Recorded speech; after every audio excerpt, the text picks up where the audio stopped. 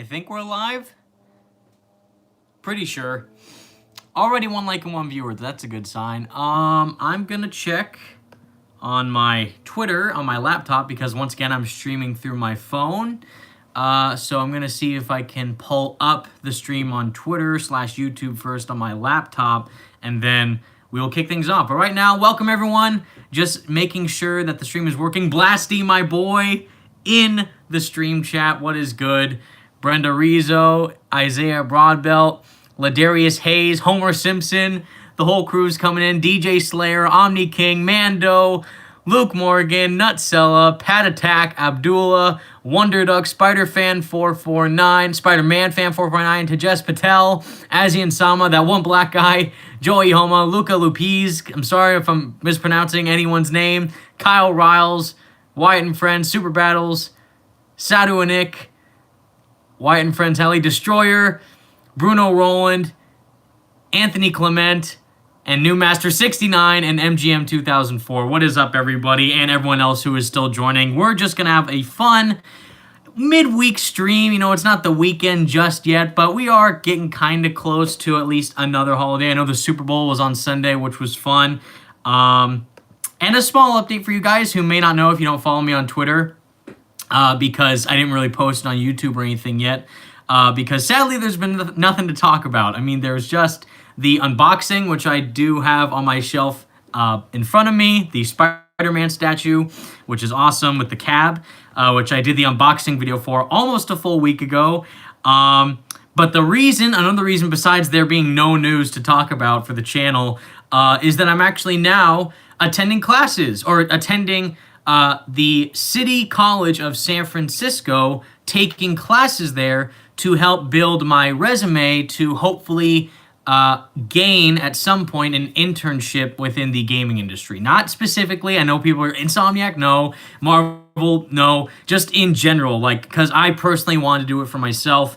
I want to, because of how amazing you guys are with the support you've given me with the Spidey Squad community. That is pretty much what I'm really passionate about doing, is forming communications with you guys, with fans, growing this type of family we've built together on a more personal level, and that's what I want to try and do in the field itself.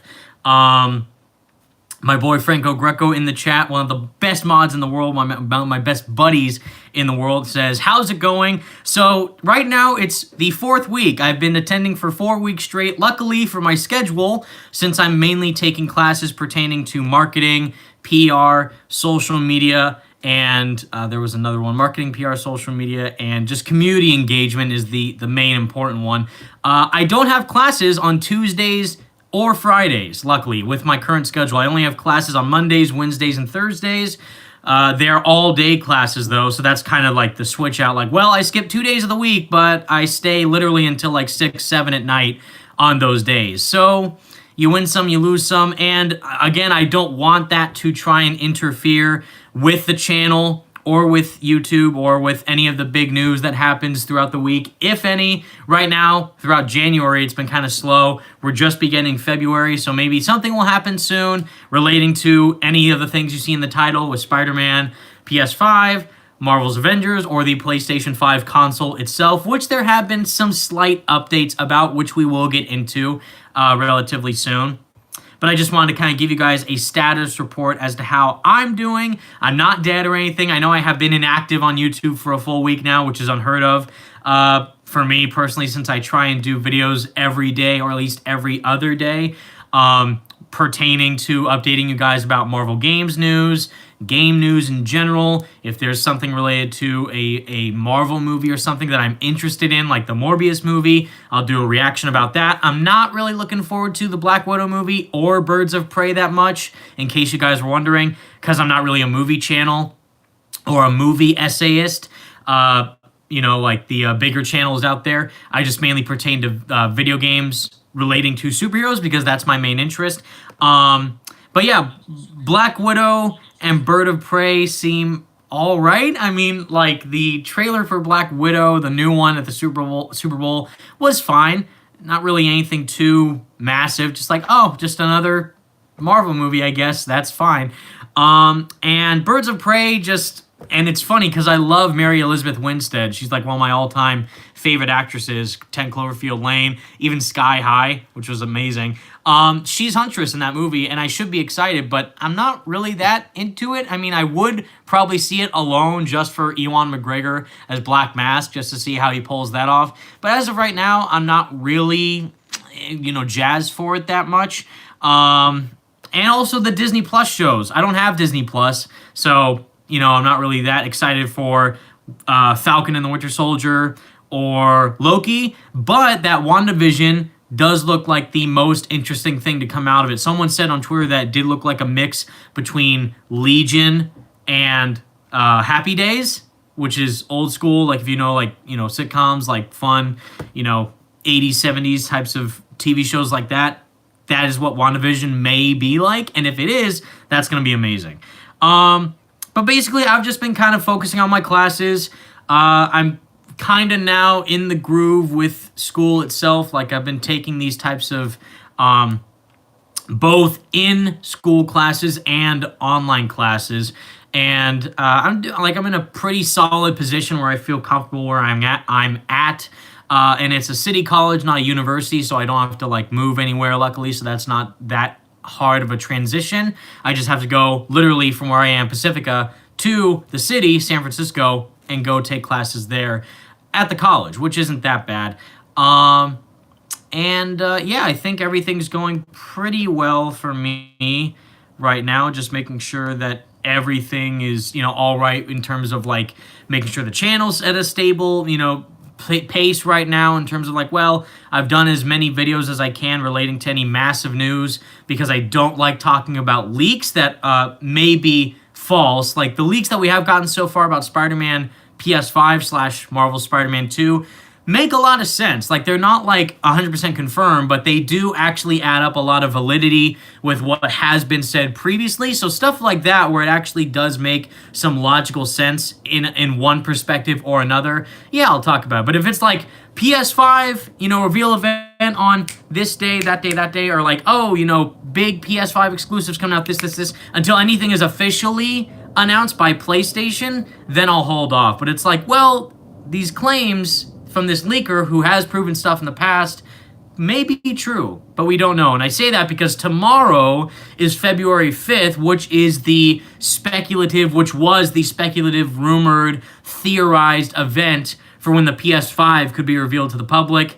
And we have heard nothing from them other than the fact that now recently that the website is online on the PlayStation forum for the PS5. So if you want updates for the PS5 from Sony themselves, they have updated their website and have said, stay tuned, logged in here for any official updates for the PS5. And when we'll go from there, and then if anything is actually official from them, the PS5 releases on October 12th, 2020, whatever, just a random date, then boom, just make sure you go on the website and then hopefully they'll post something about that there. I know Franco with the links in case you guys want to check it out for yourselves, coming in through as always, my guy, thank you. If they do something soon, I hope, that would be great, but I don't think it's happening on February 5th anymore because we've heard nothing from them. And then there's people on the other spectrum saying, well, do they really need an event in the first place? Because they're so big now, PlayStation, with how much units they've sold, how popular their PS4 exclusives are, just the exclusive games on the PlayStation platform in general. Do they even need a massive event like what Xbox Series X did at the Game Awards to promote the PS5, or what Nintendo similarly did with the Nintendo Switch? They just released a video about it. They didn't even have behold, the Nintendo Switch, the next generation of consoles from Nintendo. No, they just had a YouTube video that showed off a really cool montage of here's how you can play it. You can play it at home, on a console, or take it out, go on an airplane, put in a cartridge, play it like that with your friends. That was a really cool video. I'm kind of nostalgic about it, thinking about it for a little bit, but that's what Nintendo did rather than what Microsoft did for the Series X. And PlayStation is just being silent. But me, I'm fine. I'm not begging for the PS5 to be revealed. If anything, the more silent they are, the more that tells me that they are trying to do this in the best way possible. They're trying to go about it in a smart direction, make sure everything is fully polished and fully utilized for the console, and make sure it's ready before they start promoting it to us, the consumers. Which I think is a smart move from them. They obviously know how popular the PS4 is as of right now, how well it's selling, and how much people are anticipating the PS5. I mean, again, if you saw from just the statistics alone, the PS5 logo, when it was revealed during the CES event in January, the Sony Customer Electronic Showcase event, CES, the logo for the PS5 has already outdone the amount of likes for the Xbox Series X. I see what you guys are talking about with Sonic. That is crazy. My live stream just kind of freaked out a little bit. That was strange. If it's acting weird, just refresh it, or maybe it's my internet. If so, I apologize. If the stream is acting weird, my bad. My internet just is awful, as always. I got to make sure that I fix that. But yeah, I definitely think that there is a lot of stuff going on sooner rather than later. And again, this isn't a console war, anything between is Xbox better, like I see Vancat Gaming saying, Xbox sucks, how many agree?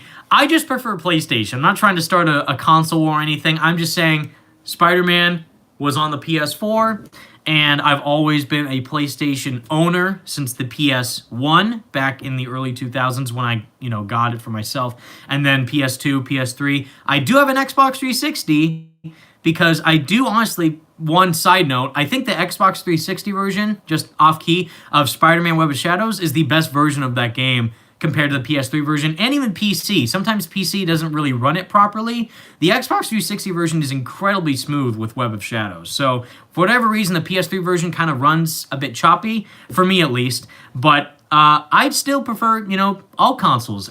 I just want the games to be good. That's my thing. I could care less if the Xbox has 50,000 applications to it that the PS5 can't do compared to the Series X. What matters, to me at least, is how much quality their games have in terms of storytelling, graphical power, gameplay, how fun is it, and just how much can I invest time into playing a game like that. So, because PlayStation has already solidified their own brand with Spider-Man, God of War, Horizon Zero Dawn, Persona 5, Uncharted, Last of Us.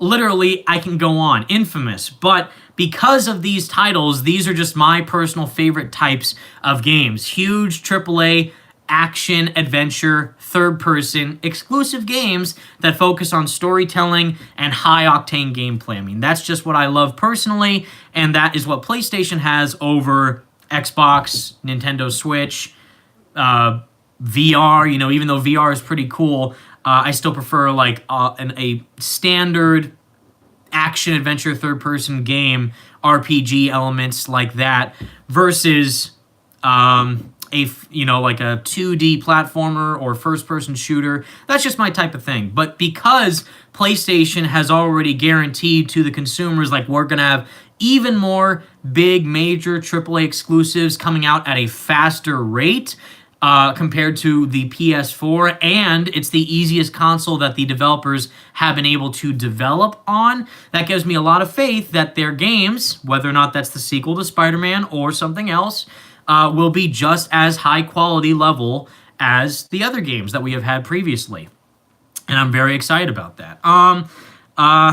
My boy Evan, man, you have grown up, so have I. I've been watching your videos since the beginning. Comics Guy 2000, thank you for your support. It means a lot to me. And all you guys out there too. I know a lot of you guys, not just one individual in particular, but most of you have said either in comments on YouTube or on Twitter that you're actually very much looking forward to me discussing more about Spider-Man PS5 or Marvel Spider-Man 2 whenever we get news, which is very, very comforting from you guys. I very much appreciate that, and I hope I can continue to do you justice, not just with videos like these, with the streams, but just in general going forward, whether or not I continue to keep doing videos about Spider-Man or about whatever other topic that I do, Avengers, Batman, PlayStation, whatever it is. maybe just a random discussion topic about something not even pertaining to superheroes. As long as I can entertain you guys and have it feel like it was worth your time to just sit back and watch a video from me, that is all that matters. And your view and your patronage just to stay tuned in a video is more than enough. That's why I don't care about donations or anything. Just the fact that you take your time to watch these and listen to me ramble is more than enough. So thank you all, and thank you, Guy, for even saying that. I'm sorry. Just super, super kind-hearted of you. Comics Guy 2000, that's what I meant to say. You are awesome, and all you guys who are watching are incredible. And I mainly meant referring to someone named Minimite on Twitter, at Minimite2. He's awesome. Says, I can't wait until we're a year or two into the PS5 and we're getting Spider-Man PS5 news, and I get that Spider-Man PS4 hype nostalgia from watching your update videos. Very, very kind of you, Minimite. That's very generous. And again, whether or not that's Spider-Man, Avengers, Batman, PS5, whatever, I just hope I can continue to do you guys justice, which is why we are still doing giveaways, because we are still continuing our giveaway spree. If you guys have stayed tuned on Twitter, mainly because I don't announce it on YouTube, because there's not really a good section to like promote it either at the beginning or end of a video, so I rather just do it on Twitter instead, is that I have done a couple giveaways previously already for Avengers, for the Avengers game pertaining to the prequel comics, because those are in fact still releasing, and you can most likely expect another video from me tomorrow reviewing the Hulk prequel comic. The Incredible Hulk is getting his own prequel comic. We've already had Thor and Iron Man, and now Hulk is the third one on the list, coming out tomorrow on February 5th, and I have garnered different giveaway items pertaining to different Avengers characters when their comics release. So first, the initial winner for the Iron Man prequel comic, which came out in December of 2019 actually, was Christopher Leon, who I met at the Game Awards, who's incredibly awesome, and he's super passionate about everything Marvel related, and he's super excited for the Avengers project. So I gave him the Iron Man prequel comic and a little mini Iron Man head sculpt bust as a bonus to the comic, which is fun. He definitely deserves it. And the second person I gave the Thor prequel comic to, so the next one was Thor in January of this year, was to my buddy Kyle DeLorenzo on Twitter. He's awesome. And again, he's also very much looking forward to the Avengers. Sadly, it's delayed. I know. But at least we are hoping that the final product, now that it's delayed, will be a bit better than what the current product might have been if it did release on May 15th. And Kyle did win the Thor prequel comic with the little collectible Thor pin that I got pertaining to Mjolnir and the comic itself, which is fun. So now I actually have already bought, usually I would have bought each item near the comic's release. So I got Iron Man's head sculpt in December 2019. I got the Thor pin in January of this year. I've already got all the other 3 giveaway items planned out. And again, the best way to win is just explain to me on Twitter through an @ because that's the best way you can connect through me or to me is through Twitter, or DM me directly why you are excited for the game and what part of the specific character do you like the most. So now the next giveaway winner has actually already been decided for Hulk's prequel comic, because that comes out tomorrow. So I'm going to try and mail the package to the winner tomorrow. And that is actually to Twitter user @It's Rhinox, RYNOX, Rhinox. And he's incredibly kind-hearted. He messaged me back a week ago saying that he was interested in trying to hopefully qualify for the prequel comic for Hulk, and he did, and he's incredibly kind-hearted, and I definitely think that he is going to receive the Hulk prequel comic once I pick that up tomorrow, and also this item, which I have at my local comic shop, is a collectible Hulk Pez dispenser with actual Pez, grape candy, cherry candy, and strawberry candy Pez, with a collectible Hulk Pez dispenser. So kind of just fun items like that if you are invested enough in the game to want to try and participate in these giveaways. I want to try and make sure you guys deserve just as much as you guys give to me by watching my videos. So I want to give back to you for actually staying tuned this long. And I thought these giveaways would be a fun thing to do that. So Rhinox, at Rhinox, wins the Hulk Pez dispenser, which I'll mail to him tomorrow, which is fun. That is for Hulk. But if you do know, the other two characters is Captain America and Black Widow. So they're getting comics as well on March 18th, I believe, and March 25th. Because the original plan was that they were going to release all these prequel comics and the prequel novel before the game came out on May 15th. So, and that made me think that there would be a beta for the game in April, because that would make sense. We get the prequel comics followed by the prequel novel at the end of March. Literally, it comes out on March 31st, supposedly, but now the prequel novel has also got delayed, sadly.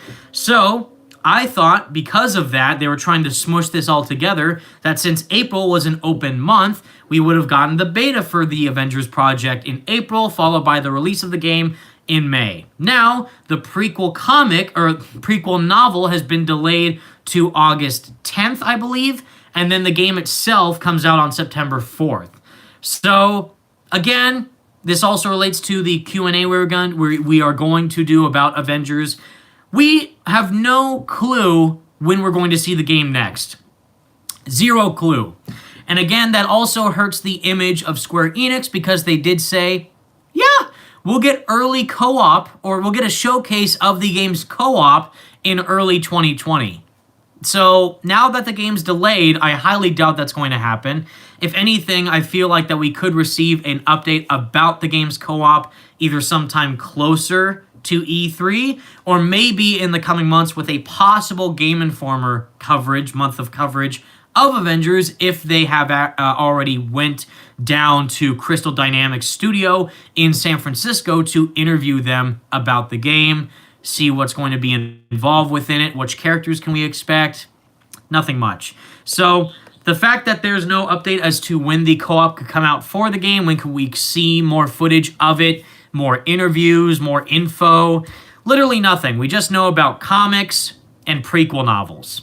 Nothing official about the game, but it's the best that what we can do with right now, which is why I hope these giveaways are at least trying to enlighten your excitement for the game as much as possible. So, again, at Rhinox wins the Hulk Pez dispenser and Hulk comic tomorrow. The second giveaway item I have is this, which I've seen a lot of, but I've never bought one for myself, but I'm sure maybe you guys who have more of a use practically for it, I think you might enjoy it personally.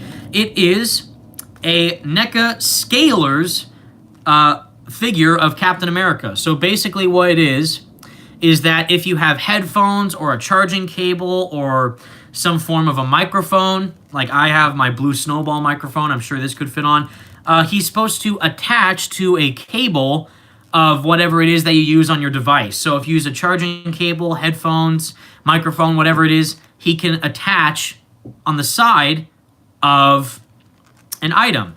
So if you are interested in that, let me know. Again, like Franco just put out in the chat, the Captain America prequel comic comes out March 18th, which is what I thought, and the Black Widow prequel comic releases on March 25th. So again, if you're hyped for Captain America, I'll probably post this out more once we're closer to the actual release date of the comic on March 18th. So again, Captain America, little headphone attachment, ornament type thing, decoration item. Not really a Funko Pop, but something kind of similar-ish to it. So I thought that would just be fun. Something small and simple that you guys might enjoy for fun. And yeah, so Hulk Pez dispenser, Captain America is a, microphone attachment. And this is a bit more interesting for Black Widow because I was not able to find an item at my comic shop that actually pertained to Black Widow in a small way. There was an actual collectible sideshow-esque statue of comic book Black Widow at the comic shop, but it's like $80. I'm like, okay, if I would get that, I would probably get it for myself. Maybe down the line, if I'm rich, I might do something like that, like a Spider-Man statue giveaway for fun. We'll see. Or if we decide to do another charity live stream event like we've done in the past, that would be fun. This, though, is more for the collectors out there, like hardcore collectors, like me. I have all these posters of Spider-Man PS4 in my room, and Funko Pops and statues and all that. So, like that, if you love Black Widow that much, I think you might like these items, because it is actually a lot. It is a stack of collectible trading cards tailored to Black Widow. So, it's a whole, stack of trading cards, because at my local mall in Serramonte, which is pretty close by, they had this mini convention going on where they were just selling cool items. Like, it looked like a mini Comic-Con inside the mall, which was dope. And I saw these posters for Spider-Man that I got from my boy Josh, Spidey Skater Boy. It was a Spider-Man 1 poster. And I also did another giveaway, if you saw on Twitter, for a miniature Spider-Man 2 poster with Spider-Man and Kristen Dunst, or Tobey Maguire and Kristen Dunst with Doc Ock in his lens, that iconic poster. I got that, and I did it for a giveaway. And I also got myself a cool Spider-Man 1 poster, because you guys know me, Spider-Man 1 is my favorite Spider-Man movie. And I also got these, because I thought, well, what do they have for Black Widow? I asked if they had Funko Pops, or if they had, an action figure or something, and they didn't have any. So I'm like, well, is there anything else I could get? Well, yeah, we have these collectible Marvel issue trading cards tailored to the women of Marvel, but this is mainly a Black Widow pack of cards. So I haven't even opened it yet. So I don't know what it includes. But if you see there on the back, if you can, Marvel 90. So it's like an anniversary issue of trading cards tailored to characters from Marvel, mainly the women of Marvel, with Black Widow on the front, because this set is related to her specifically. I made sure to ask, and that's what they told me. Again, I haven't opened it at all. The wrapping is still there, so it's in fresh mint condition. If you want to keep it for yourself, or frame them, or whatever you want to do. And if you're a collector and interested in comics and cards, let me know, and I'll give these away for free. Again, all these items, Hulk, Captain America, and Black Widow, are all for free, because I want you guys to be happy, and I just want to say thank you for the support that you guys have given me throughout these past 5 years of me doing YouTube. Since 2016, up to now. Really, I didn't officially start doing YouTube like this until 2017, when the first E3 demo for Spider-Man was revealed, but I did start with recording videos through my phone since 2016. So it's been almost 4 years, June 2016, which is crazy. So again, I just love doing these giveaways for you guys, because you definitely deserve it. So with all that said, giveaway talk out of the way, let me read the chat and you guys finally, because I feel bad neglecting that, and I know I'm terrible at actually reading comments from you guys. That's like one of my biggest flaws on the channel so far. Good old iPhone 5. I know, Franco, that's the good stuff right there. OG stuff. But yeah, if you have any questions related to Spider-Man PS4, Spider-Man 2, Spider-Man PS5, the Avengers project, if you're still excited about that game, it's kind of hard for me personally to stay excited. And again, I respect Marvel games. I respect Crystal Dynamics, because they definitely seem like fans. I appreciate Square Enix for trying to do this game, and Eidos Montreal, and everyone else involved. But right now, I'm just kind of done with it, unless we actually get news. I'm just kind of not, and we are getting news tomorrow, if you count that, of the prequel comic for Hulk, but nothing really that major. Like, there's the co-op, oh, there's the customization, there's the story, there's more heroes, nothing like that. So I can't really get excited. And the delay, which I saw coming from a mile away months ago, and it doesn't surprise me in the slightest that it happened, but we can only hope that the game ends up for the best come launch. But let's see. Again, thank you guys for your interest. Waru, I forgot about Avengers project. I don't blame you, my guy. Cyberpunk 2077 is out the same month. Yes, it is. That is very scary. Not Cyberpunk 2077 is the same month as Avengers and Next Gen. We don't know if it's coming out in September, but Next Gen holiday 2021 for both the Xbox Series X and PlayStation 5. So, unless the game is coming out on next-gen consoles, releasing on next-gen consoles, because we do know the game will be playable on next gen via backwards compatibility, because both, if you guys don't know, the PS5 and Xbox Series X will both be backwards compatible. So you can play the Avengers project on both those consoles no matter what, but it's not made for the next-gen platforms, at least for right now. And again, they could update it later on saying, oh, the Avengers project is now officially releasing on the PS5 and Series X come their, releases for when they come out holiday 2020. But I don't know. It's a pickle. Yeah, that's all I'll say. It's a big pickle. Michael Felstein, Evan, you know what would be really cool when Peter gets the symbiote suit? That is, if he will be getting the symbiote suit. I see. So I get it. So Harry at the end of Spider-Man PS4 is wrapped in that black goo in the cryogenic slumber Nickelodeon GAC tank, pretty much, which is heavy indication that he most likely is going to be this universe's version of Venom.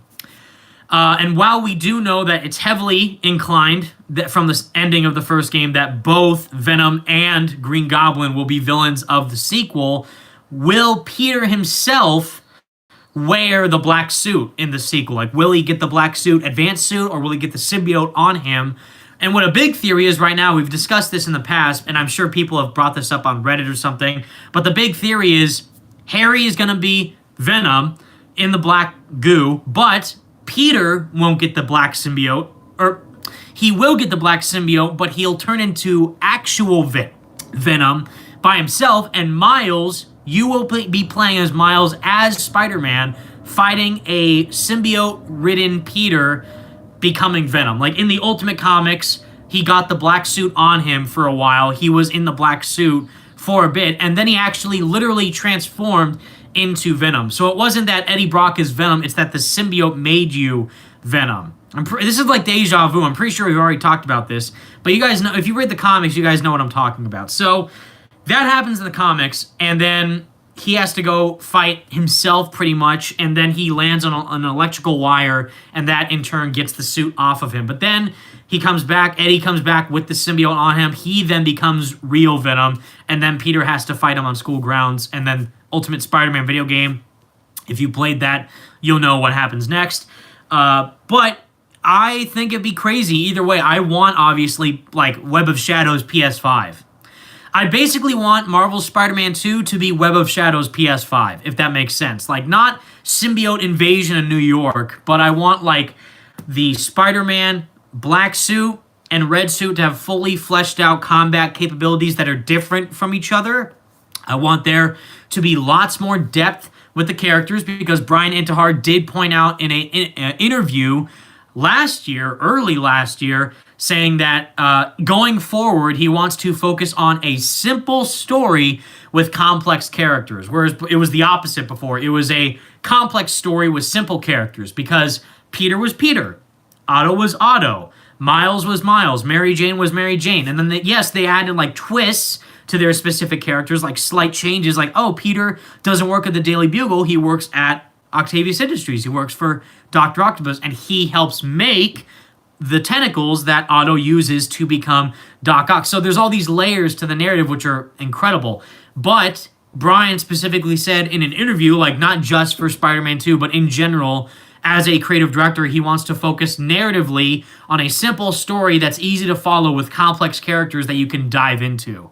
And that's exactly what I think the sequel is going to be for Spider-Man. I mean, it's just going to be so cool and fleshed out. Like, you guys, I don't know anything. I'm not saying I know anything. I'm just saying, like, once you look at it from an analytical perspective, it's going to be mind-blowing. Like, with the characters that we're going to get, with the story elements that they could do, whether or not those leaks are true, with the expanded combat system, which already makes sense because, of course, whenever you make a sequel to a everlasting franchise, the Batman Arkham games, the Uncharted games, the Infamous games, the Final Fantasy game, all these franchises, these series, you have to build upon what the mechanics are. So for Spider-Man 1, of course, a lot of people for the sequel, and I've seen so many posts online from people, not just replying to me, but in general on Twitter, they want more expanded web-slinging mechanics. They want more in-depth combat. They want more story elements to be added, which we're getting, with depth, not to make like, oh, time travel's in the game. No, like nothing crazy like that, but they're going to, like layer in more depth to the narrative of the characters that we're already receiving as of right now to fully expand this universe and thrive into what makes these characters so special, but put a twist on them that people haven't seen before. Again, Harry as Venom, yes, they did that in the Ultimate Spider-Man cartoon, which I personally am not a fan of, but that's because I didn't like that version of Harry that much, or the show. But I love this version of Spider-Man, and this version of Harry already has more personality than the Harry within the Ultimate Spider-Man show. He's sick. If you read the Hostile Takeover prequel novel, you know that Peter and him have had numerous conversations in the past, being best friends. And if Harry was there for Peter during his breakup with Mary Jane, there's a lot of, friendship there and a lot of familial bonds between Harry and Peter and even Norman. Kind of that father-son thing that was going on in the first Raimi movie. Like, what's the line? I'm something of a scientist myself from Norman, but mainly like he sees Peter as more of a son to him than Harry, pretty much, in that movie. So it might be something like that, maybe, in the sequel, however they decide to do it. If Harry is still sick, how much time will have passed from the first game to the next game? Is it like by the time, like, so say Spider-Man PS4 came out 2018, the sequel comes out 2022, 4 years. So will there be a 4-year time gap in the same universe? We don't know. So that'll be very interesting to see because we already see in the DLC, it's been like a few months since the beginning of the game to the end of the City That Never Sleeps DLC. It's been like, I would say 3 to 4 months, maybe like a couple months max within the universe itself. So would they jump years in the future and Peter will still be doing his Spider-Man things, and then Harry for that whole time has been chilling in the tank, and then it only takes for him to go and break into Oscorp to make sure Harry's safe? Or now, if they do a time jump, that would also factor into the potential possibility of Miles having a bigger role in this story, because you don't really want to see the growth of Miles like playing that. I guess you could, but what I'm trying to say is that if they do a time jump 4 years, that would mean that Peter have spent 4 years training Miles to be Spider-Man. So then that would allow co-op, possibly, and the playability of both Spider-Man and Miles in the sequel as he is Spider-Man to be playable and have his own mechanics be fleshed out and his story to be elaborated upon more, and Peter to, kind of go, now get over the passing of Aunt May and his loss of his, mentor slash father figure slash friend, Otto Octavius. Not like father figure like Tony Stark or Uncle Ben, but just like someone that was really close to him personally. And since he thought he was his friend, but then obviously the whole ending of the game happened, we don't know if he could return, or is Otto still in a vegetative state? We don't know. But there's a lot of cool things that they can do. And again, with what Brian has said in interviews, with what these leaks are pointing out, which I do think makes sense, at least from the gameplay perspective, like we're going to get a bigger map, more expanded combat maneuvers, different characters, different villains, because obviously you can't have the same characters in the next game like you had in the first game. That wouldn't really make sense. So you obviously have to expand upon it a bit more. And if Square Enix is smart, they could connect it. They can connect both games. Please. I mean, I don't know what's stopping them, in all honesty. If it's just legal issues or just that they don't have faith in the game or something like that, I think it would be beneficial for everyone. And again, we have those PlayStation benefits that are tailored to Avengers that don't just relate to the beta, because obviously if you're a PlayStation owner, you get the beta for Marvel's Avengers earlier than everyone else, but a week earlier than everyone else. But there's also the exclusive PS4 benefits that tailor to the console, and also other aspects that we don't know about yet. There's PS5 enhancements, apparently, because since the game will be backwards compatible on the PS5, it will also apparently run better on the next-gen consoles, but we haven't seen anything about that because they don't want to talk to the fans about the status of their game, other than the fact that it got delayed and that there's no co-op early this year, which they promised last year. Perfect. Anyways, whatever they decide to show next, I just hope that it truly encapsulates everyone, including myself, who may be a bit on the fence of the game right now. Like, it's Marvel. It's Avengers. Of course we want it to be good. We love these characters. We love the games so far with Spider-Man, PS4, this huge, awesome action-adventure blockbuster AAA game. Iron Man VR, I played it. It was awesome. Ultimate Alliance 3 seems fun. I've seen people a bit divisive towards that game, though. They think it might be a bit too repetitive. That's kind of how I felt about all the Ultimate Alliance games, though, so I don't know why the third one is any different compared to the other two. But, you know, Marvel Games is doing really good right now, and if they continue that success with Avengers, that would be great. If the game turns out awesome, then we're all going to be excited. Like, great. Avengers did great sales. Fans love it. Why not connect the games? Just like the movies. You would make millions of dollars if you were to do that. You already made millions of dollars alone from Spider-Man. And it was on one platform, and it's the highest selling superhero game of all time in less than a year. It became that in less than 1 full year, only tailored to the PlayStation. An exclusive game with that amount of success is unheard of. But that just shows how much faith people had in not just the character of Spider-Man, like, oh, it's Spider-Man, I'll buy it. No, they had it because of the developers, because of how Insomniac truly cares, not past tense, present tense still, because we know they're working on a sequel.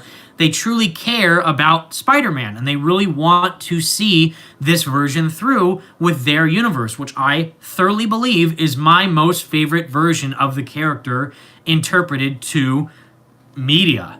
Period. Comics, movies, games. This is it for me personally. Of course, you can't top the original because it's the original. But I mean, other than that, like people say, oh, Tobey's my favorite, Tom Holland's my favorite, Andrew Garfield's my favorite. Me, it's the game. Me, it's Yuri Lowenthal. Me, it's John Bubniak. Me, it's the advanced suit. That is Spider-Man to me to a T. And I think that obviously with how well the game did receptionally, critically, and financially, they're obviously making a sequel. Now, whether or not it comes out next year or the year after, we don't know. And that's why I wanted to talk about is because of this news, quote unquote, is that supposedly instead of Spider-Man 2, we could be getting another game from Insomniac before the sequel of Spider-Man releases. And that is actually what I'm excited about, is a brand new Ratchet & Clank game, which is awesome.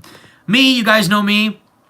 I've said this previously. I love Ratchet and Clank, but if I had to choose like the OG PlayStation mascots, people always do Ratchet and Clank, Jak and Daxter, Crash Bandicoot, or the Sly Cooper gang. Sly Cooper, all the way. Sucker Punch, Sly Cooper cannot be beaten. Like, whenever I think of PlayStation now, besides of Spider-Man, because now he's an official PlayStation mascot, especially now that Sony owns Insomniac, besides Spider-Man and Nathan Drake as definitive PlayStation mascots, it's Sly Cooper for me. Like, that is the definitive mascot for any gaming franchise I've ever seen. Sly Cooper is the best, and if we get a Sly Cooper 5 on PlayStation 5, it's over. I'm sorry. If they do a Sly Cooper 5 rather than a new Ratchet & Clank, I'm getting Sly Cooper 5. You cannot stop me. I will not let you stop me and get Sly Cooper 5. I need that game. I thought Thieves in Time was freaking awesome. I know a lot of people have issues with Thieves in Time, Sly 4, which is what it was, because it was made by Sanzaru Games instead of Sucker Punch, and the gameplay wasn't as well done as the other games were. I freaking loved it. I'm sorry. But my favorite Sly game is Sly 3. And Franco, you're right. It did leave on a cliffhanger where Sly was trapped in Egypt, in ancient Egypt, after the time machine crashed on the blimp with La Paradox. And if we get a Sly 5 continuing that story or something, I'm getting it. But basically, to get back on track, there is supposedly a Ratchet & Clank game that is going to release before we get the Spider-Man sequel. And now, I said this on Twitter, and a lot of people thought the need to correct me, saying, well, that's not going to affect the sequel for Spider-Man.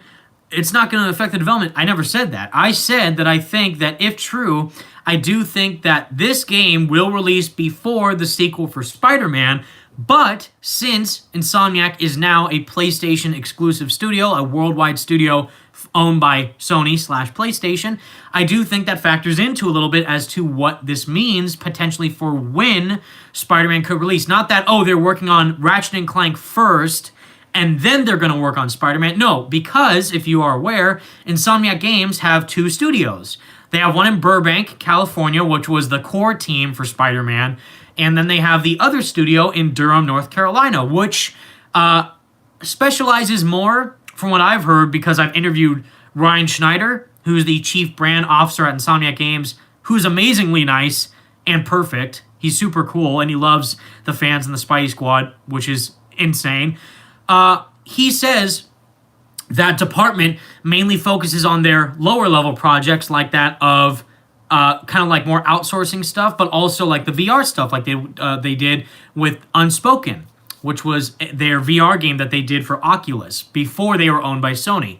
And that studio in Durham, North Carolina focused on that VR game while the Burbank studio was focusing on Spider-Man, but they also helped with some resource elements and, assistant production on Spider-Man as well. But the Burbank team was the core team, the sole studio who manufactured Spider-Man. So, to read this article, which I'm sure Franco can leave a link of it in the description, but also if you look on Twitter and you type in Ratchet & Clank, I'm sure you can find it. Pretty much, this article from WWG says, new Ratchet & Clank game reportedly releasing this year as a PS5 launch title. And launch title, again, if you don't know, means that the game itself will release alongside the same day or week, maybe month, as that of the PS5. Same thing, Godfall, if you've seen that, is going to be a AAA action-adventure looter slasher, is what they're calling it, and that is going to be one of the first PS5 launch titles. So that game looks pretty cool. It looks like God of War mixed with Destiny, and if it's good, that's awesome. But I'm interested to see what could happen with it. And this article is very, very well written, in my opinion. I was planning to do maybe a video about it, but I thought I'll just do a live stream because it's easier that way. Plus, I can hear your guys' thoughts too. Saying, according to a new report, a new Ratchet & Clank game is currently in development for PS5 via Insomniac Games and Sony Interactive Entertainment. Further, it's mentioned that the game may be ready for the launch of the PlayStation 5 later this year. The report comes from the way of a former industry journalist, Colin Moriarty, who shared the scoop during a recent episode of the Sacred Symbols episode XXVI waiting game podcast, I'm assuming. More specifically, while discussing when Marvel's Spider-Man 2 may release, with co-host Chris Ray Gunn, Moriarty noted that the Lombax's next adventure will happen before players get the chance to swing around Manhattan again. And again, before I continue, this just makes a lot of sense.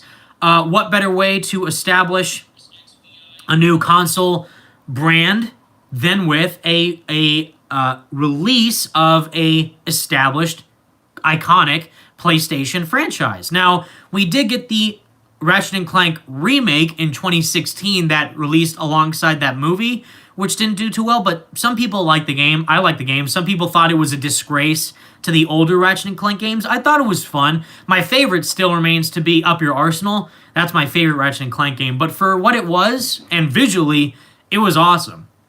I had a lot of fun with it, and I really enjoyed it, and which is why it was even crazier to me, because back then, there was no news about what Sucker Punch was working on, and then Insomniac just released Ratchet & Clank in April of 2016.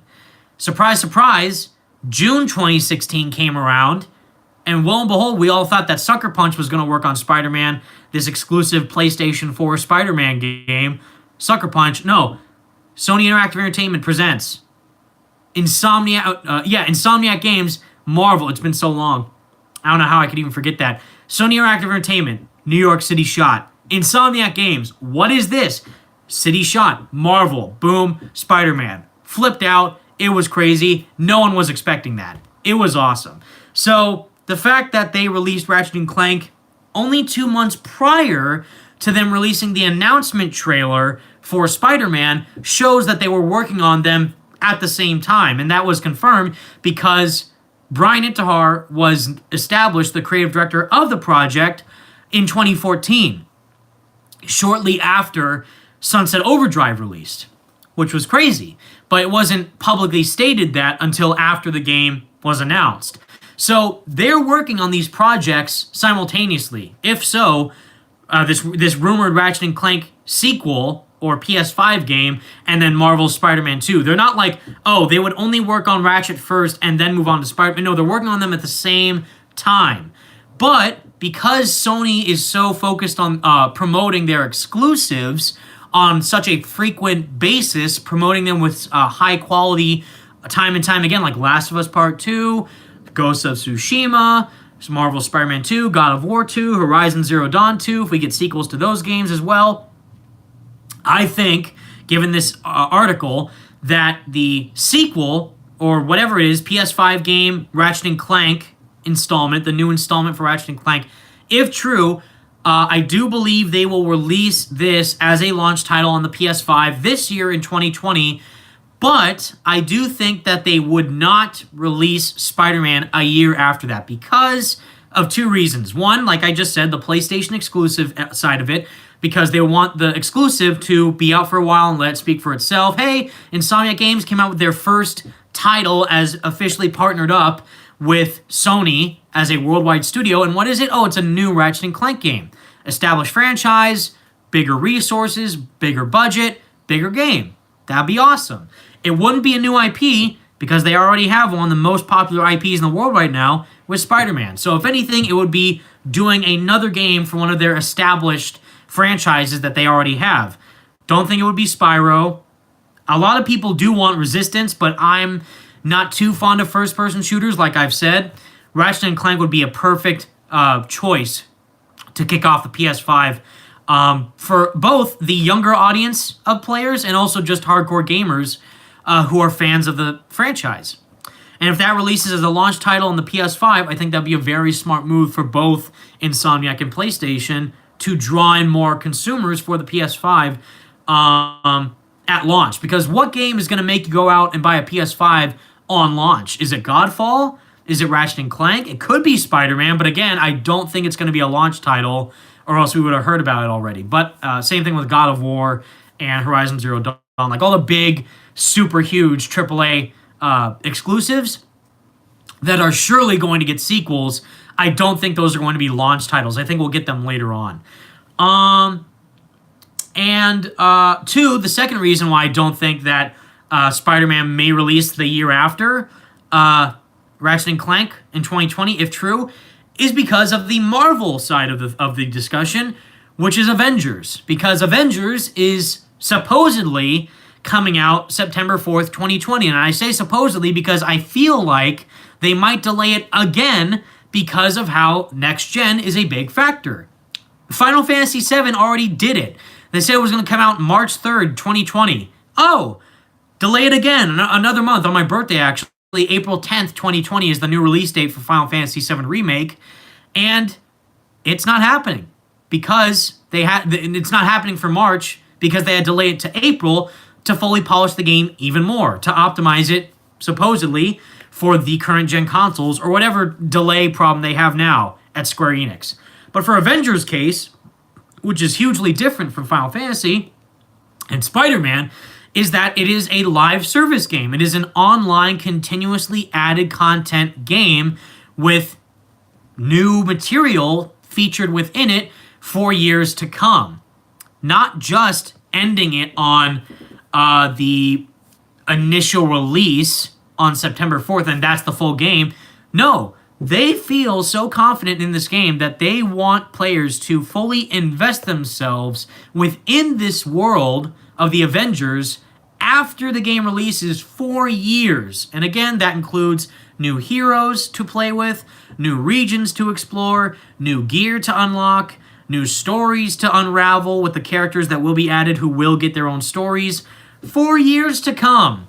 The problem is, no one's going to be playing the game if the initial game at launch is bad, which is why they delayed it, because they probably thought that this would not be a substantial product to release on launch on May 15th of early/mid-spring of this year. because they had all this stuff to do, and we've only seen literally multiple segments of the same level, the tutorial, A-Day, and little to nothing else. And because of that, there isn't a whole lot of confidence amongst the players who are still a bit skeptical towards what the game is. Hopefully, they can prove us wrong now that they have 3 to 4 more months of extra polish, which is what they said. You need 4 months of polish? I don't think that's polish. I think that's more development of the game. So I'm pretty sure that once they actually fully finish what the initial game is going to be at launch, hopefully on September 4th, 2020, if they don't end up delaying it again, which they might, to factor in the next-gen portion of the game. I don't know. You know, it's a very interesting question. And I just really hope that they can pull through with a product that will leave fans satisfied, that will intrigue players who are in love with Marvel characters, and actually excite people for what the future of the game has. Because as we know already, there's only going to be 5 characters at launch. Captain America, Iron Man, Thor, Hulk, Black Widow, or 6 actually, and Ms. Marvel. Those are the main team at launch on September 4th, 2020. And then the other heroes will be added on later. How later? We don't know. So that tells me that Marvel wants players to be active within this game for at least a solid year before they announce the sequel for their highest selling game of all time. The highest selling superhero game ever made will outshine anything Avengers has to do once the sequel's announced. I'm sorry for all you hardcore Avengers fans out there, but it's true. Once the sequel is announced for Spider-Man, or even when the Batman game from Warner Bros. Montreal is announced from that company, whenever they stop teasing stuff, you already know that all the attention from whatever is currently focused on with Avengers is instantly going to shift towards those games. It's a fact. Avengers is the most profitable brand / group of characters in the current stage of pop culture media. Avengers Endgame is the most financially successful movie of all time. Avengers hype was at an all-time high after the movie came out, and then the E3 presentation happened. And then people were a bit confused because of how this obviously is not the same rendition of that of the MCU. And even though it's trying to be different, there were a lot of story beats and visual cues that looked very similar to what the MCU already did. So that left a lot of people concerned and confused and questioning, why is this game going the way that it is? And why can't we see more of it other than the demo, which then they showed 2 months later? So now, while we're in this delay phase, waiting for the PS5 to be announced, waiting for Avengers to show off more footage, waiting for the sequel for Spider-Man to be announced, and waiting for the Batman game to be announced, there's a lot of dead silence right now amongst all these companies because you know that they're most likely gearing up for said announcements. Whenever that happens, you know, if that's in February, March, April, May, E3, Comic-Con, we don't know, but there are a lot of opportunities now for these game developers to showcase their properties, excite consumers, get their brands out more to the public, promote their, the game itself in whatever way they can, and that is going to get everyone's attention. Because you already know, when they show off a new segment of gameplay for Avengers, everyone's going to watch it, but not for the reason you may be thinking, like, this is going to be awesome, I can't wait. Sure, there are those people out there, but the majority of people is like, okay, the game got delayed, so what is this? Is it worth my time? Is it going to be cool? Let's see. I don't know. And that's what the big question is as of right now. We're going to have to wait and see as to what Square Enix decides to do next. Let's see. When is the Persona 5 Radioactive Replay?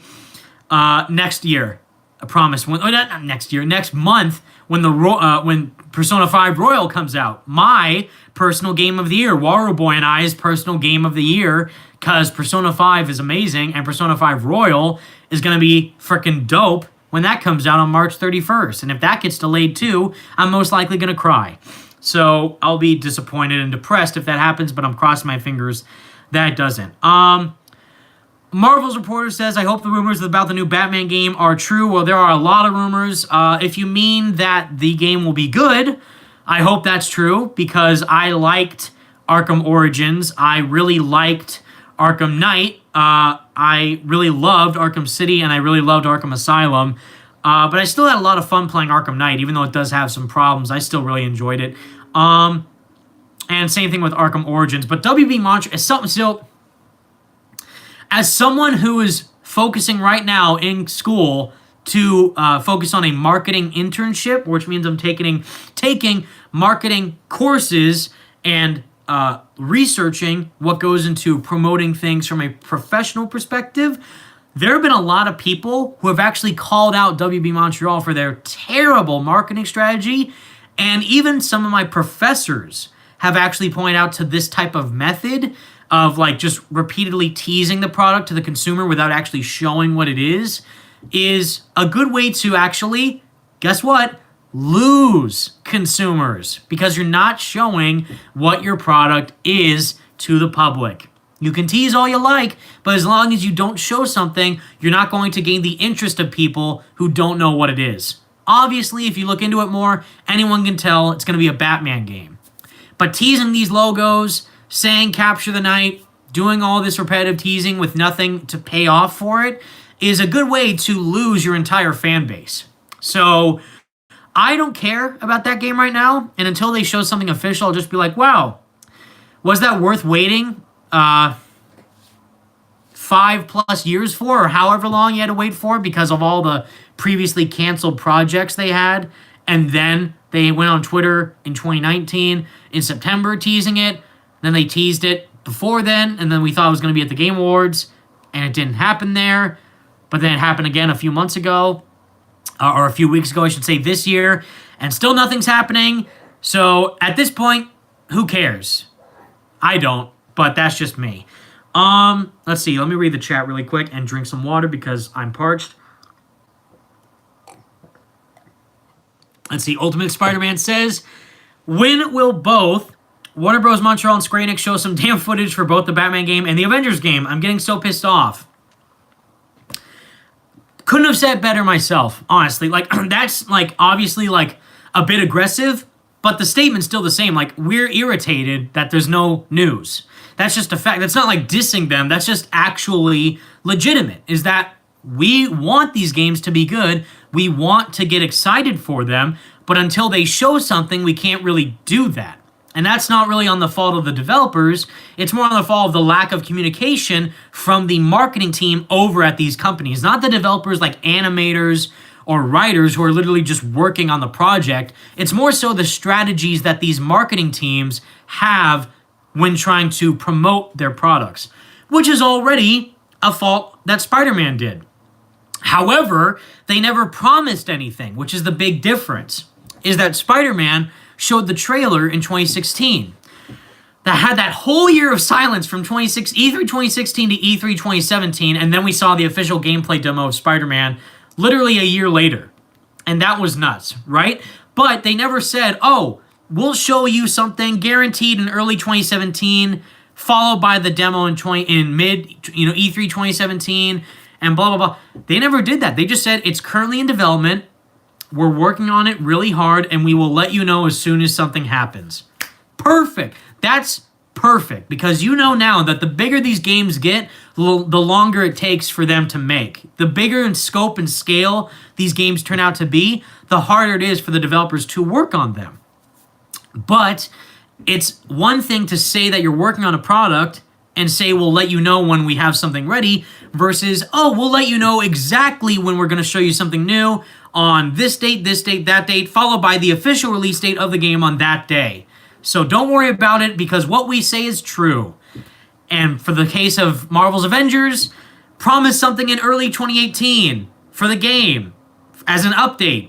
Never happened, or just in 2018 in general, we were promised an update about the status of the Avengers project from Square Enix. Nothing happened. The creative director of the game, Sean Sky, said publicly on Instagram in 2018, saying that there would be something coming soon. Never happened. There was a lot of teases from a leaker/insider that we were going to receive a Avengers project teaser at the Game Awards 2018. Never happened. Now, granted, we did get Marvel Ultimate Alliance 3 revealed at that show, but the Avengers game wasn't there. So already 3 broken promises in 2018 alone. 2019, let's see. The game officially revealed itself at E3, followed by the official release date on a public conference of May 15th, 2020. Didn't happen because it's now delayed. Early co-op in this year as well for 2020 to see what the biggest aspect of the game is going to be with online multiplayer with 4-player co-op. It hasn't happened yet. It could happen in February, but as of right now, nothing happened. And that is why a majority of the market for the Avengers game is not excited, or at least has lost interest. They could still be interested, but their overall amount of interest has severely lessened compared to what it was once it was first teased and then revealed at E3 and then now. And by the continuous showcases of A-Day, that doesn't really give me a whole lot of faith that the rest of the game is up to par with what they want it to be. It could be, but I need to see more. And that's what I'm waiting for. And that's not, again, on the fault of the developers. That's just the poor marketing strategy that Square Enix have done so far for the Avengers. And if Warner Bros. Is thinking that they're better because they're just teasing stuff on Twitter by not officially saying anything, no, that makes them just as bad because they're trying to promote a game which people have already at this point assumed / know that's going to be a Batman game. But we don't want pictures of teases and owls and logos. We want a trailer. We want a voice cast interview. We want an announcement. We want a public event tease of when we can see the damn thing.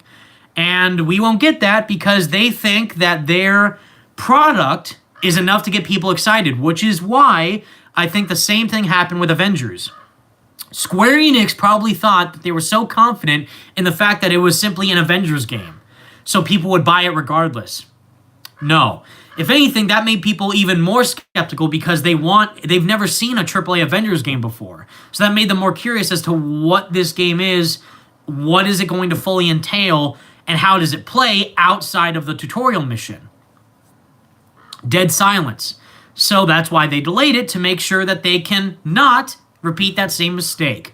But I assure you that this delay is most likely going to hinder sales at some point in one way or another. Not that the game's going to flop, but I don't think now that's going to sell as well as it might have if it were to release in May.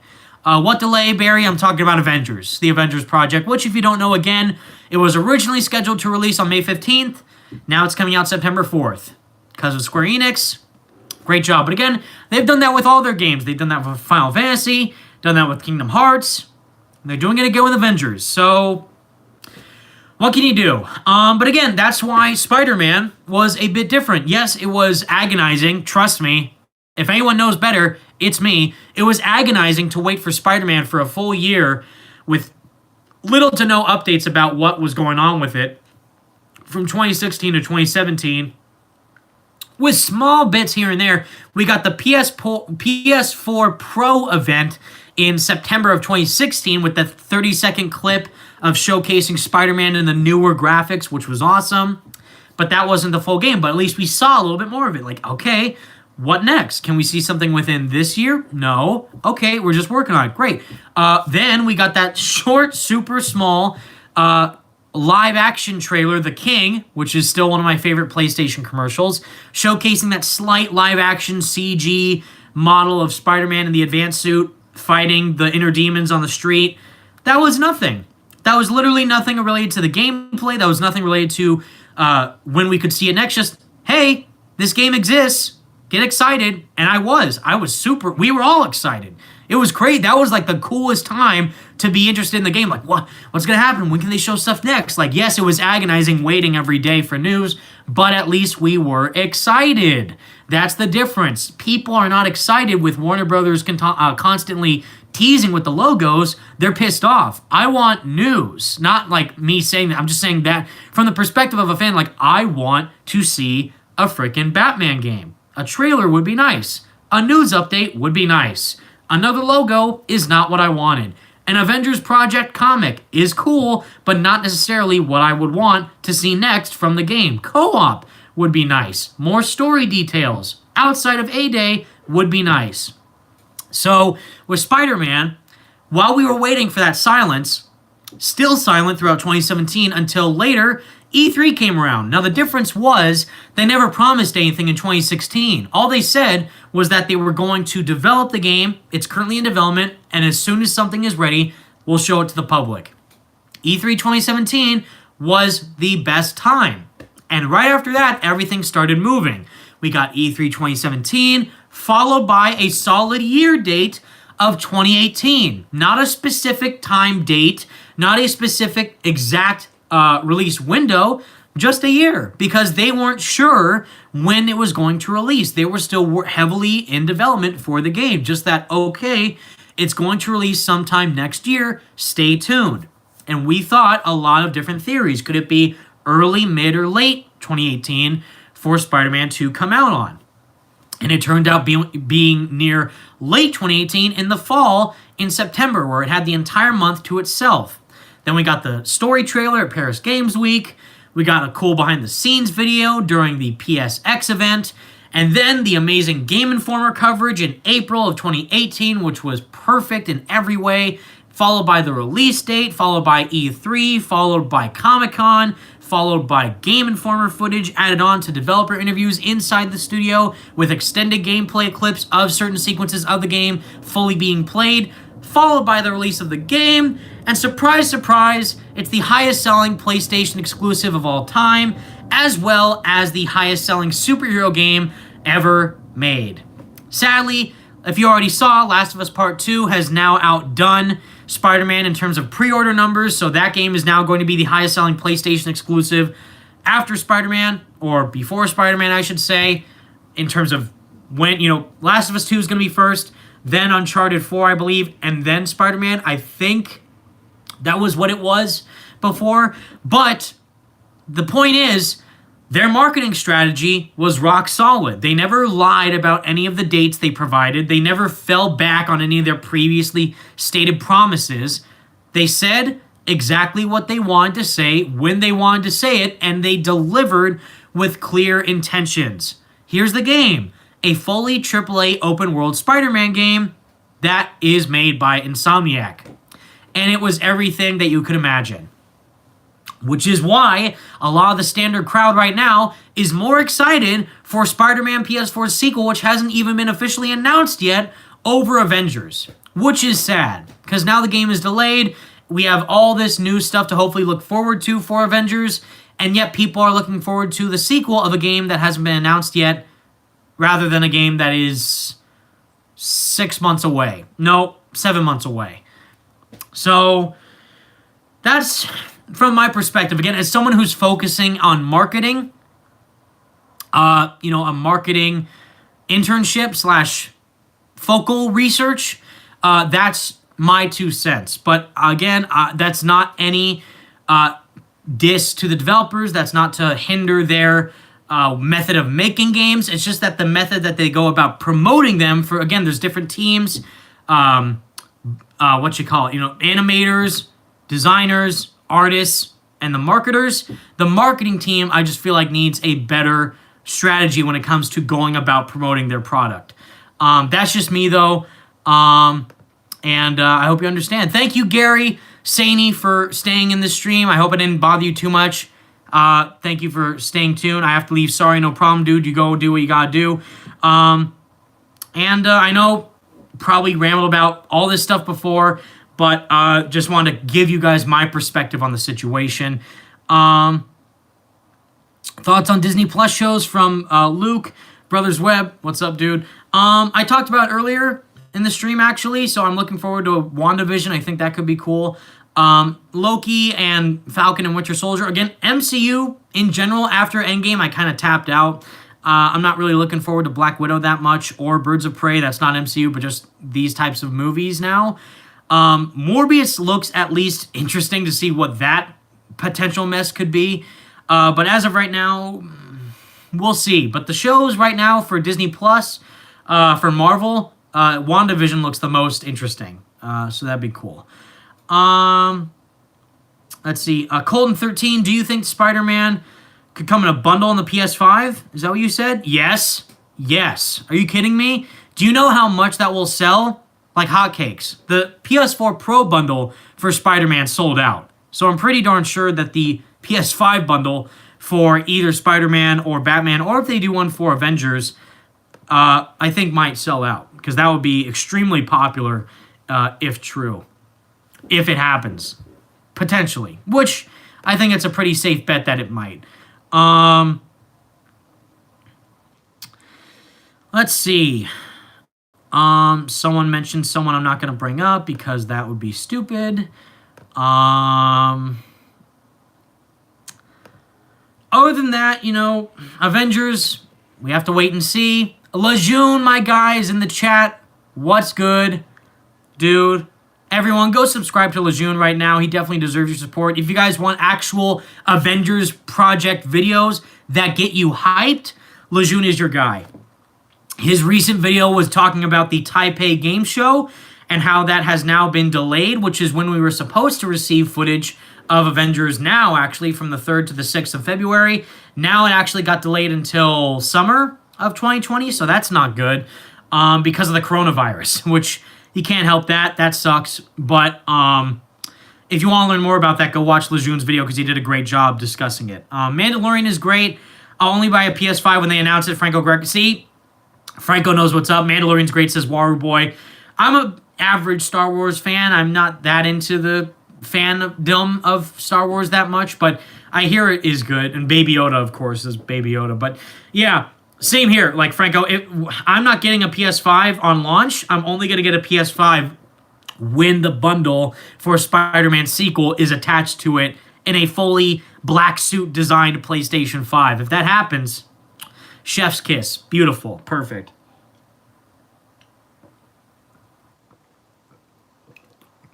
My throat's dying. I'm sorry. Thoughts on Stranger Things Season 3? It was great. I love Stranger Things. It's awesome. Godfall would be a cool PS5 launch title game. Yes, it would. I think it's going to be interesting. Looter Slasher. So not looter shooter, but in the same type of element of like Destiny, but with more melee-centric combat. So, again, God of War mixed with Destiny is what it seems like, which could be cool. Game 2020 Online, my boy, is in the chat. What is good, dude? 6/20/22 for me. Well, thanks for staying tuned for this long, dude. I'm sorry if you had to stay this long. Lejeune, Baby Yoda low-key made Mando more popular. Low-key, yes, he did. Baby Yoda made The Mandalorian, the show in its entirety, more popular. That's a fact. Can we do a movie night and watch the best superhero movie ever made? Superhero movie, yes. Yes, Franco, yes.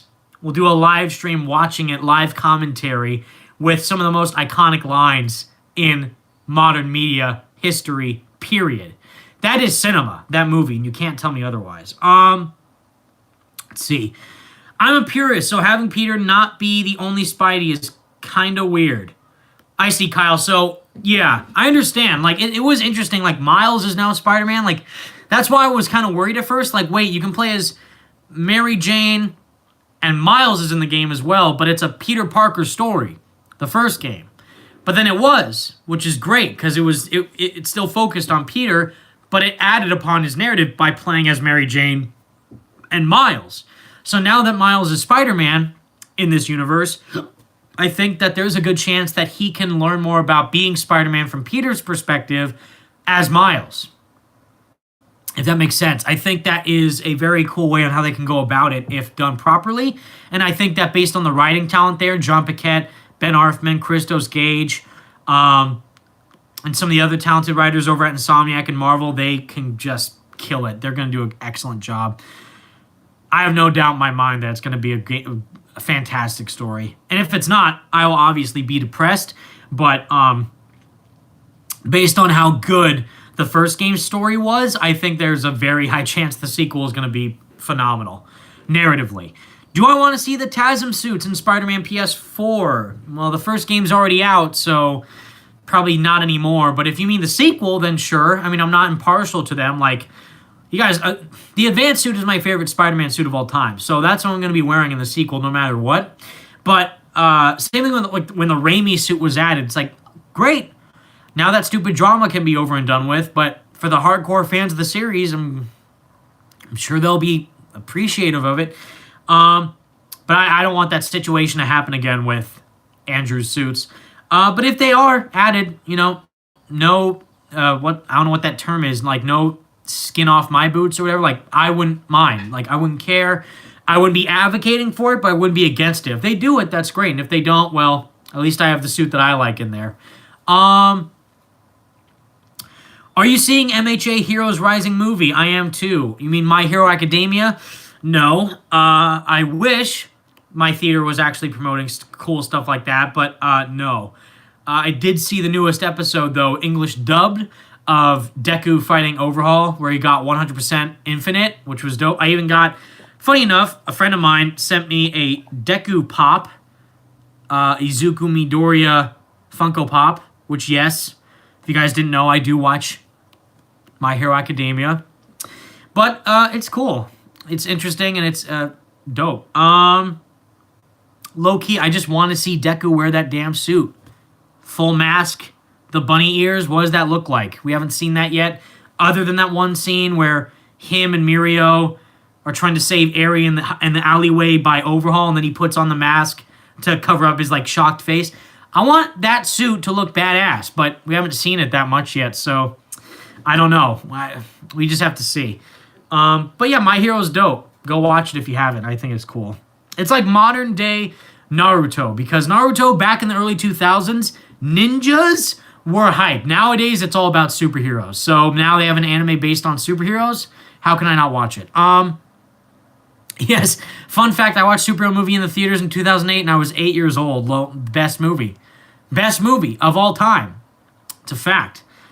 Can't be topped. Endgame what? Avengers who? No, superhero movies, the top tier quality of cinema. Superhero cinema, that is. It's beautiful. It doesn't look right on him no more, to be honest. Yeah, Lejeune, you're right. It doesn't. The suit, if you mean, Deku's suit, yeah, it's odd. But anyways, guys, if there's any other main big questions you have for me with PlayStation 5, Avengers, Spider-Man, ask away. I'll answer any questions you may have. But if not, I think we might end the stream here. We've been streaming for over an hour. So I think this has been a pretty fun stream, just providing my thoughts again. But I hope you guys understand where I'm coming from, not trying to offend any of the developers, because I sure as hell can't do what they do. But just from a marketer's perspective, and even just a fan's perspective, it'd be nice if there was a bit more honesty and transparency with some of the statements that they provide, or just wait until you're 100% sure when something will happen. Like, oh, don't say the game will come out May 15th, 2020 unless you're 200% sure that it will. So that's just my thoughts, but hopefully things get excited soon. I know Lejeune will probably be doing a review of the Hulk comic once that releases tomorrow. I will do that as well. I will try and analyze any major info that's revealed there, or just provide my thoughts on the issue. And that giveaway winner again at Rhinox, he won the Hulk giveaway comic and the Pez dispenser. So that's for him, and the other giveaway winners will be tallied up and announced in the coming months leading up to their release March 18th, March 25th for the Captain America and Black Widow comic and all that cool stuff. This is a good question. Spidey Ghosty, thoughts on Avengers game voice cast? I'm only hearing, literally, Nathan Drake talking to Sam Drake when I see Tony Stark talking to Bruce Banner. I'm only seeing Troy Baker talking to Nolan North. And the thing is, they did that on purpose. They didn't do that like, oh, well, it took a long time to search for these voice talents that are the most popular voice cast in the entire game industry. It was a really hard, long process to find them, but here they are. Travis Willingham, who's literally voiced Thor in every single piece of Avengers media you can think of. Black Widow voiced by Laura Bailey, who's literally voiced Black Widow in every piece of Avengers media you can think of. And Tony Stark, or Nolan North as Tony Stark, and Troy Baker as Black Widow. Troy Baker is Bruce Banner, not Black Widow. Do that instead. Troy Baker is Black Widow. I want that, actually. Dude, hell Hell with the current cast. Swap it all out. I want to see that. Nolan North is Black Widow. That is an Oscar-worthy performance right there. That's going to be amazing. You know, like, again, I have nothing against Nolan North, Troy Baker, Travis Willingham, or Laura Bailey because they're great voice actors. Period. Like, they've done awesome performances. But it's just incredibly mind-numbing that they chose some of the most recognizable voice actors to voice these roles. And, like, that's why I love the choice of Yuri Lowenthal so much as Spider-Man.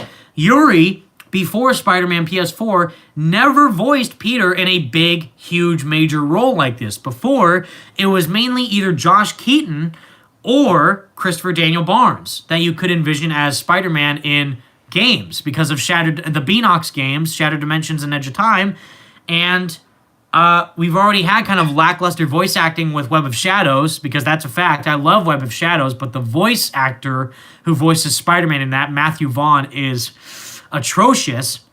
But Yuri Lowenthal never voiced Spidey in a major game like this. He voiced Spider-Man in the Spider-Man Unlimited mobile game, which was great, but he never voiced him in like a big role like this. And that's why, well, why didn't they just do Josh Keaton?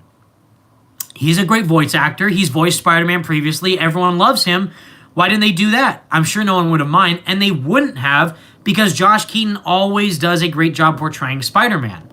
That's who he is. He's done phenomenal work in Spectacular Spider-Man and in the Beanox games. But they want to take risks with Spider-Man PS4. It's a brand new version of Spider-Man in a brand new universe that's never been made before. And surprise, rather than getting an actor that has been the character for numerous times already, let's get someone brand new. Or someone that we have already worked with but has never done the character in this major way before, that to introduce a newer version of the character to other audiences. And that's what they did with Yuri Lowenthal. He was so good at his craft with voicing Peter Parker and Spider-Man, and it was phenomenal. And I feel, still to this day, that he was snubbed at the Game Awards for Best Performance. Congrats to Roger Clark for winning Best Performance for Arthur Morgan in Red Dead 2. He did great in that game, but so did Yuri on so many levels in Spider-Man. I cried 3 times on the ending alone for Spider-Man PS4. Never in my life has a game made me do that. I cried at the beginning of Last of Us for obvious reasons. I'm sure everyone did. And if you didn't, I don't know if you have a soul. But that game was emotional for so many reasons. Last of Us. But Spider-Man, with my favorite fictional character of all time, in this way, would not have made me feel the same way if not for Yuri's portrayal. And that's honestly my own opinion. Pricey Gaming, thank you so much for the 79-cent pound donation, I believe that is. Thank you so much, dude. Means a lot for your donation. Again, you guys don't have feel the need to donate or anything. You don't have to do that. Just you guys sitting, watching, or wherever you're doing, listening to me ramble on is more than enough, and I thoroughly appreciate it. Thank you so much. I cried the first time at the end of Spider-Man. Aunt May death was unexpected. Dude, you and me both. That was $1.03 in USD if you're curious. Thank you, Franco, and thank you, Pricey Gaming, both for your very, very passionate input. That means a lot to me. But again, and same thing, Laura Bailey, I honestly had to do a double take. Like, is she Mary Jane? And like, oh yeah, I personally still wanted this. I wanted, not Carrie Walgren. I like her, but there's another voice actress that I wanted to play Mary Jane other than Laura Bailey. It was someone else. It was like a younger voice actress who has not played Mary Jane before, but who has played very impactful female characters in video games. Who I did want to see play Black Widow in the Avengers is Jennifer Hale. That's who I want to play Black Widow. I thought it could have been awesome if they got her, but she is going to be Maria Hill in the game instead. So you win some, you lose some. But I honestly wanted Jennifer Hale to be Mary Jane, Black Widow in the Avengers game. Mary Jane, I wanted this other voice actress to be her because I think she's really great at voicing, very impactful female characters. And considering that they did mocap for the characters as well, like both Yuri Lowenthal and Laura Bailey did mocap for Peter Parker and Mary Jane, I thought she could have done a good job too. I'm blanking on her name. I'm sorry. I'll come back to that. Anyways, I think that the problem is that, and Josh Keaton was in Spider-Man. That's the thing. He was still in Spider-Man, but he was a villain, and a side villain at that. Electro, one of the main members of the Sinister Six, but not the main villain. It was William Salyers, who, guess what? I only found out was Rigby from the regular show, Mordecai Rigby, the raccoon Rigby. Doc Ock in Spider-Man PS4 is Rigby, and I only found that out after playing the game. Like, that's the same guy?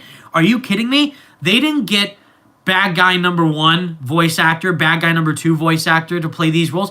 They got, unutilized actors to portray these roles to fully bring out their own unique interpretation of the characters.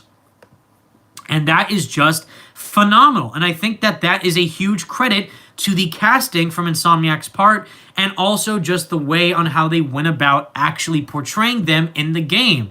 They brought a unique flair to it. They brought their own personalities into the character, and it paid off immensely.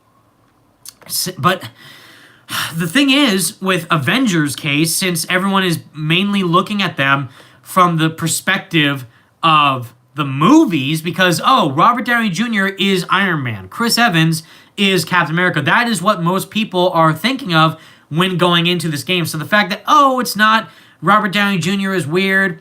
It's not, it's not, it's not Chris Hemsworth, which is what I'm used to for Thor. Vanessa Marshall, thank you. Yes, I'm so sorry. I was blanking on her name. Vanessa Marshall, who voiced Mary Jane in the Spectacular Spider-Man cartoon. She is phenomenal in that role. And granted, she may have a bit of an older voice, so it may not have worked with the direction they were going for this kind of young adult version of Spider-Man. But I think she could make it work. And specifically in a way that I think would be very, very unique to see from the romantic perspective of Yuri Lowenthal and Vanessa Marshall. That'd be fantastic. Small for me. Why am I blanking on her name? The voice actress who plays, and it's not a hyperbole, an antonym? No. Like an alliteration, like to Aunt Mary Jane, voice actress Tenace from the new animated series cartoon. Voice Tenace. It's oh my god, it's right on the tip of my tongue. And I don't want to read the comments because I know someone's gonna point it out before I do. I just saw it. Lisa Loeb. Lisa Loeb is Mary Jane. Period. I don't care what anyone says. That is one of the best voice actresses / individuals who has ever portrayed the character in any form of media. Tara Strong, she's great, but she's a bit overused, which is the problem that I'm having with the Avengers cast. Lisa Loeb, though, nothing she could do could ever be faulty in my eyes. She is perfect, and she embodies Mary Jane in that role. Hands down. Vanessa Marshall would have been great, too, though, for Mary Jane, but Laura Bailey did a phenomenal job. And Erica Limbeck as Black Cat was something that I never knew I needed in my life, but I'm so thankful that we did. But again, they're trying to do the equivalent for the actors in the movies for the cast in Avengers. So basically, Robert Downey Jr., he's the highest paid actor in Hollywood today. So who exactly is the main voice that you think of in the game industry? Who instantly identifies as one of the most recognizable characters in the gaming world with Nathan Drake? Nolan North. Who else is one of the most popular voice actors in the gaming industry that you can instantly identify? Like Chris Evans, the equivalent of him. Troy Baker, Let's go get him. So it seems very safe, and I did not want that, which is why my favorite individual that we have seen so far in the cast of Avengers is Jeff Shine, Captain America, because I've never heard of him before, but he actually is an established voice actor who's worked on previous video games. But he's not like a AAA super identifiable voice actor that you can tell from a mile away. He's someone new. He's someone different. And that's what I wanted for the Avengers cast. If anything, my perfect cast would be Jennifer Hale as Black Widow, Troy Baker, keep him, but have him as Thor instead of Travis Willingham. Make Troy Baker Thor, because if you have played God of War and have fought Magni and Modi, both voiced by Nolan North and Troy Baker, they can do deep, dark Norse god voices, and they could have been either Thor or someone else. Not Iron Man and Bruce Banner. And granted, Troy Baker isn't the voice of Hulk. That's actually the work of the same voice actor who played J. Jonah Jameson in Spider-Man PS4. I forget his name, and I feel terrible for doing so. It's with like a D, I think. J. Jonah Jameson, voice actor, Spider-Man PS4. Voiced by who, please? Darren DePaul. Who is the same voice... No, sorry, that's Darren Norris. I'm thinking of Darren Norris, who's the same voice of J. Jonah Jameson in the Spectacular Spider-Man cartoon, who's the same voice as Venom in Spider-Man PS1 or Spider-Man 2000. That's what I'm thinking of. Darren DePaul is the voice for J. Jonah Jameson in Spider-Man PS4. I'm losing it, you guys. I'm sorry. But you see, like, that's an actor who has not been in that many roles, or at least not many identifiable roles that you can instantly depict. Like Troy Baker, instantly off the top of my head, freaking, oh my god, Delson Rowe from Infamous, what's his face from Borderlands, the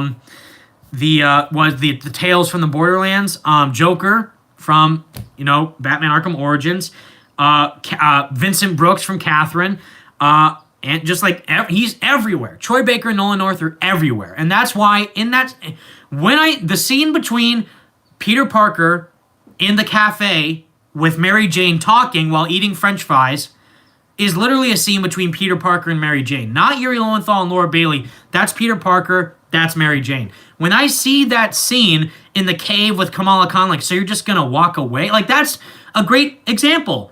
The voice actress or the actor playing Kamala Khan, because she's doing the mocap as well as the voice, and I'm blanking on her name, I'm sorry, but she is an unknown. I've never heard of her before, and she is doing, from what I'm seeing so far, a great job. And that is what they should have done for everything. And what I was saying before is Troy Baker would have been great as Thor. Keep Troy Baker, but put him in a different role, not Bruce Banner, but Thor. Jennifer Hale as Black Widow. Matthew Mercer as Iron Man.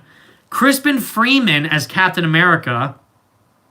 And Bruce Banner, I would like to see D. Bradley Baker, who is fantastic. As a kind of weak, shriveled, nerdy vibe going on, that should have been D. Bradley Baker. And I also am very against the fact that they're trying to look, or at least resemble in some way the appearances from the MCU. Bruce Banner is literally Mark Ruffalo, and the outfits that they're trying to look in, like design-wise, are trying to be different from that of the MCU, but they lack the flair and the overall unique design that I was hoping for. Same thing, Spider-Man white spider symbol, that instantly makes it different from any other Spider-Man suit you've ever seen before, and instantly, oh, that's Spider-Man from Insomniac's video game, the PlayStation 4 game. Oh, what's the Avengers game look like again? Oh, well, Bruce Banner looks like Mark Ruffalo, and Hulk looks like Hulk, so that's not really anything like... Oh, what about Black Widow? A black jumpsuit with Black Widow. That's not really anything too crazy. It's just a black jumpsuit like what Black Widow always wears. Thor has extra bulky armor padding for some reason. Oh, I guess that could be identifiable, sort of. Iron Man's design is one of the ugliest Iron Man armors I've ever seen. I'm sorry, that is my least favorite design. I've said that since day one for Iron Man's look in this game. Compared to the VR game, which I have the posters for back there on my wall, the Impulse armor from the VR game looks 10 times better than the Avengers armor for Iron Man. And Captain America is the main one who you can identify the most as because of his shield, which has the bigger star, which is my favorite part of the costume, is the expanded star on the shield, and the small striped star logo on the chest with the hockey pad, essentially like stunt double look that he has going on, because it does look like a Captain America stunt double, to be honest. So the designs let me down a bit. The voice actors are a bit too safe for my personal taste. I want them to take a little extra step to make it a bit more unique and definitive compared to the regular fodder that we've received previously. But I don't know. And I'm crossing my fingers, hoping for the best. But as of right now, I'm still very skeptical towards the current product. And I'm hoping that whatever we are shown next is, truly surpasses expectations and brings hype, because I want to be hyped for this game. I want to be hyped for all superhero games because I love Marvel and I love DC. But if they don't give me or us anything to get actually interested in, it's not going to really draw my attention in the best way possible. And that's just for me personally. But anyways, guys, I think we've been streaming long enough. It's already over 100 minutes long. Again, thank you for tuning in. This was just a fun live stream just to talk to you guys and discuss the giveaway winners and my thoughts on Spider-Man sequel and the PlayStation 5 and all this cool stuff. Sorry I didn't answer a lot of your guys' questions. Again, I'm really bad at that, and I'm sorry. I do got to get better at kind of reading the chat more often. But thank you all for staying tuned and watching the stream fully. Let me know if you guys want me to discuss about anything news related for PlayStation or anything. I'm really waiting until something big happens, like, oh, here's the date when the PlayStation will release on March 5th, 2020, followed by the actual release of the console on, November 3rd or whatever it is. So whenever there's something like that for PlayStation or whatever it is, I'll talk about it. But right now, there's just like rumors, leaks, stuff that we've already kind of assumed, and nothing too big other than stuff that we hope happens, but we don't know for sure if it will happen, which is why I'm waiting for some official stuff. And I see that, Lejeune, I see Bill Roseman posted the Hulk comic cover on Twitter. That looks pretty cool. I don't know if he's fighting AIM soldiers or is that the Chitauri, maybe? The aliens species? I'm not sure, but that looks interesting. But anyways, guys, just stay tuned to the channel. I may be uploading less than I want to, but I'll still be active on Twitter. So if you want to hit me up on there. If you want to interact with me, I will try to respond to some comments in the stream discussion once it's archived and uploaded fully. But until then, I appreciate all your support. I hope I can continue to do you guys justice on the channel.